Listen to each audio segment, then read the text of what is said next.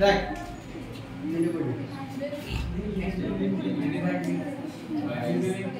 স্টেটমেন্টে পড় নিজে বল কিছু আছে বলে ভাবিস না, নিজে যেমন পড়ছিস পড়ছিস। কি বলেছে বলো?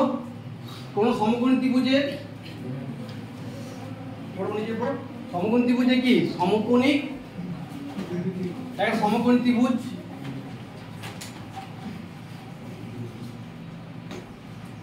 কি বলা আছে? সমকোণী ত্রিভুজের অতিভুজের উপর অঙ্কিত বর্গক্ষেত্রের ক্ষেত্রফল। তাহলে এটা যদি 90 ডিগ্রি হয় মনে করো, অতিভুজ কোনটা? এইটা। সমকোণী ত্রিভুজের অতিভুজের উপর অঙ্কিত বর্গক্ষেত্রের ক্ষেত্রফল, অপর যে দুটো বাহু আছে তার উপর অঙ্কিত বর্গক্ষেত্রের ক্ষেত্রফলের সমষ্টির সমান। তাহলে এটাও যদি আমি ভাবি একটা বর্গক্ষেত্র আর এটাও যদি একটা বর্গক্ষেত্র ভাবি, তাহলে আমার দেখাতে হবে যে এর ক্ষেত্রফলটা কার সঙ্গে সমান না একটা ক্ষেত্রফল আর একটা ক্ষেত্রফলের সমষ্টির সঙ্গে সমান। তোমাদের বইয়ে কিন্তু এই তিনটা বর্গক্ষেত্র দিয়ে করা নেই, তোমাদের ত্রিভুজ দিয়ে করা আছে। তো ত্রিভুজকে তোমাদের কিভাবে করানো আছে দেখো, তোমাদের দেওয়া আছে যেটা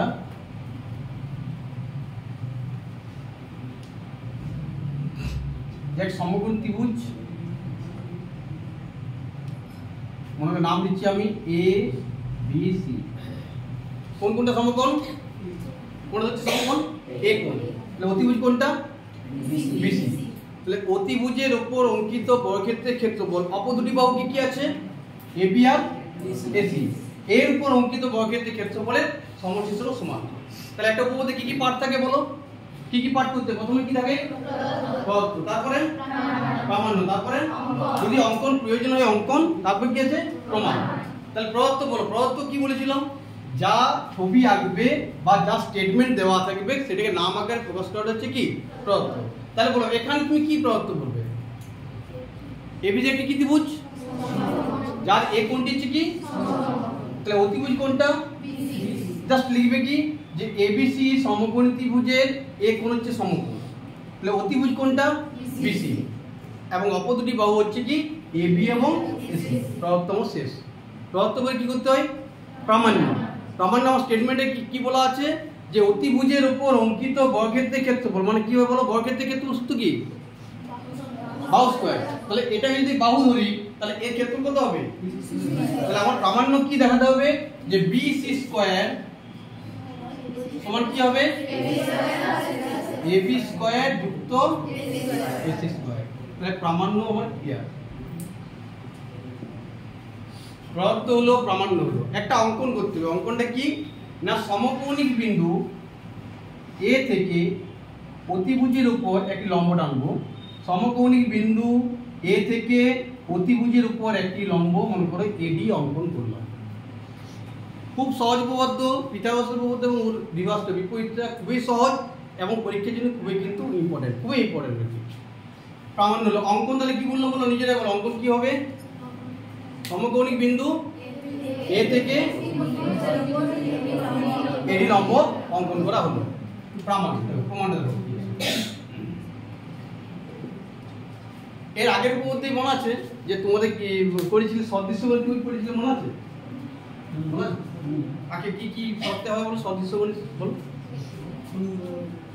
সর্বপ্রথম শর্ত ছিল কি? তিনটা ছিল, side side side, side angle side, আর একটা বলি সাইড অ্যাঙ্গেল অ্যাঙ্গেল। আর যদি তিনটা যদি অ্যাঙ্গেল সমান হয় তাহলে কি বলেছিলাম? কি সদৃশ্য কোণী ত্রিভুজ বলা যাবে। তাহলে বলো এখানে বড় মনে করো এবিসি ত্রিভুজ, ত্রিভুজ এবিসি আর ত্রিভুজ এবিডি, এরা সদৃশ্য কোণী কিনা দেখবো। সদৃশ্য কোণী মানে কি বললাম? দুটো ত্রিভুজের এই তিনটা কোণ যদি পরস্পর সমান হয়ে যায় সেই ত্রিভুজগুলোকে বলা হবে কি সদৃশ্য কোণী ত্রিভুজ। সদৃশ্য কোণী ত্রিভুজ হলে কি বৈশিষ্ট্য কি? যে কোণের সাথে যে কোণটা সমান হয় তার বিপরীত দিকে বাহুর কি অনুপাতে সমান হয়। বাহুগুলো সমান হবে না, বাহুর কি হবে? অনুপাতে সমান হবে। যেমন আমি একটা এক্সাম্পল দিয়ে বলছি, মনে করো এ একটা ত্রিভুজ এ বি সি, আর একটা মনে ত্রিভুজ হচ্ছে ডি ই এফ। তোমাকে যদি বলা হয় এই দুটো ত্রিভুজ সদৃশ্য কোণী ত্রিভুজ, তাহলে বলা যাবে কি যে কোণটার সাথে যে কোণটা সমান তার বিপরীত দিকে বাহুর অনুপাতটা কি হবে? সমান হবে। যেমন এই কোণটা সমকোণ, এই কোণটা সমকোণ, তাহলে এর বিপরীত দিকে কি বাহু আছে বলো? এই কোণের বিপরীত দিকে কি বাহু আছে? এসি। এর বলো এর কোণের বিপরীত দিকে কি আছে? ডিএফ। আচ্ছা মনে করো এই কোণের সাথে এই কোণের সমান, তাহলে যেটা দিয়ে আরম্ভ করেছো তুমি, এটা দিয়ে আরম্ভ করেছো, তাহলে এটা দিয়ে তোমার শুরু করতে হবে। তাহলে এই কোণের বিপরীতে কোন বাহুটি আছে বলো? এবি। তাহলে এবি বাই কি বলা যাবে বলো? ডি।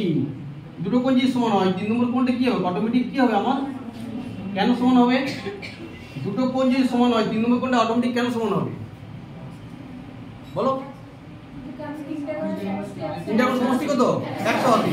তাহলে দুটো কোণ যদি পরস্পর সমান হয় 3 নম্বর কোণটা কি হবে? সমান হতে বাধ্য। তাহলে আমার এটা পড়ে আছে কি, এই কোণের বিপরীতে কোন বাহুটি আছে? বিসি। আর এর বিপরীতে কি আছে? ইয়ে।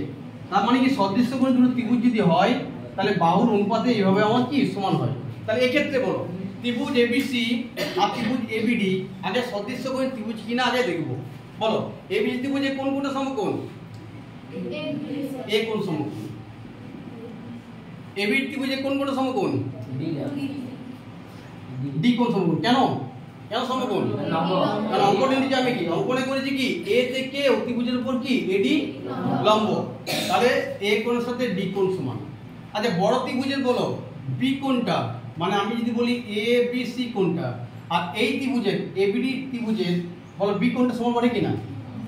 এটা হচ্ছে কি এ বি, এর হচ্ছে কি একই কোণ। দেখো এই কোণটা বড় ত্রিভুজের ক্ষেত্রেও আছে আর এই কোণটা ছোট ত্রিভুজের ক্ষেত্রেও আছে, একই কোণ হলো। তা দুটো কোণ যদি সমান হয়ে যায় 3 নম্বর কোণটা কি হবে? অটোমেটিক সমান হয়ে যাবে। তার মানে আমি বুঝতে পারছি যে এই ত্রিভুজটা এবং এই ত্রিভুজটা পরস্পর কি ত্রিভুজ হচ্ছে না সদৃশ্য কোণী ত্রিভুজ।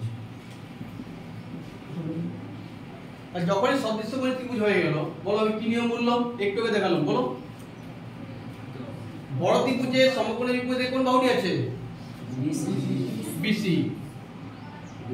ছোট ত্রিভুজের এবি। বড় ত্রিভুজের বি কোণ যেটা তার বিপরীতে কোন বাহুটি আছে? এসি।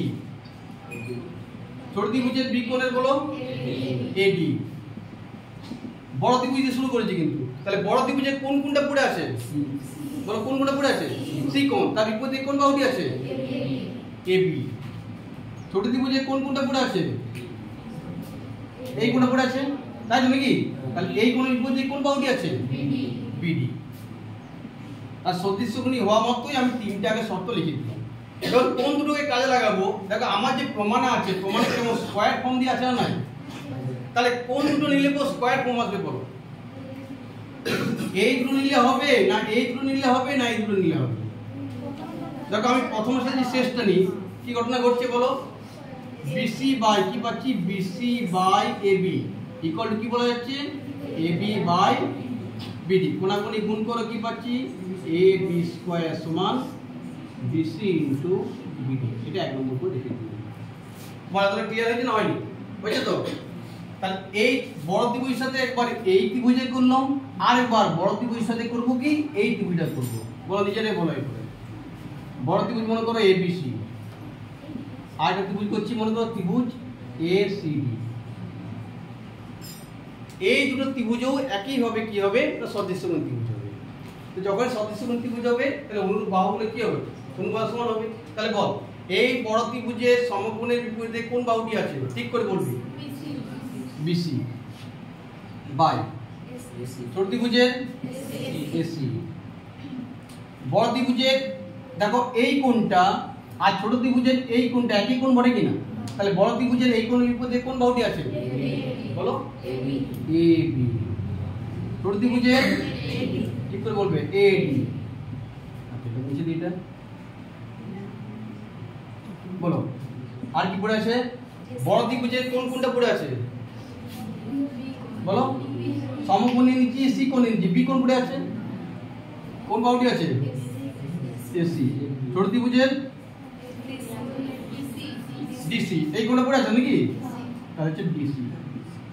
সেম লজিক বলো কোন দুটো নিলে পর স্কয়ার ফর্ম পাবে? তাহলে বলো কোণাকুণি গুণ করলে কি পাচ্ছি আমি? এসি স্কয়ার সমান ডিসি ইনটু ডিসি। এটা 2 নম্বর। একটা দুই যোগ করে দাও। কেন যোগ করছি? আমার কি আছে দেখো প্রমাণে দেখো এবি স্কয়ার যুক্ত এসি স্কয়ার আছে কিনা? এখানে কি পেয়েছি? এবি স্কয়ার পেয়ে গেছি, আর কি পেয়েছি? AC square. তাহলে একটা দুই যোগ করে দাও। একটা দুই যোগ করলে কি পাচ্ছি বলো? এবি স্কয়ার যুক্ত এসি স্কয়ার সমান কি পাচ্ছি বলো? বিসি ইন্টু বিডি যুক্ত কি হচ্ছে বলো, BC into DC. BC common নিলাম, বিসি কমন নিলে কি পড়ে যাচ্ছে, বিডি প্লাস ডিসি। আচ্ছা বলো বিডি প্লাস ডিসি মানে কোনটা, বিসি। তাহলে পাচ্ছি কত, বিসি ইন্টু বিসি, হচ্ছে কত, বিসি স্কয়ার হয়েছে, প্রমাণটা হয়েছে। তার মানে AB square plus AC square সমান কি হলো, বিসি স্কয়ার। ক্লিয়ার হয়েছে, প্রমাণটা জটিল আছে কোনো, এখন প্রমাণটা নিজে রাখো কর, এখন না দেখো দেখাই দিছি।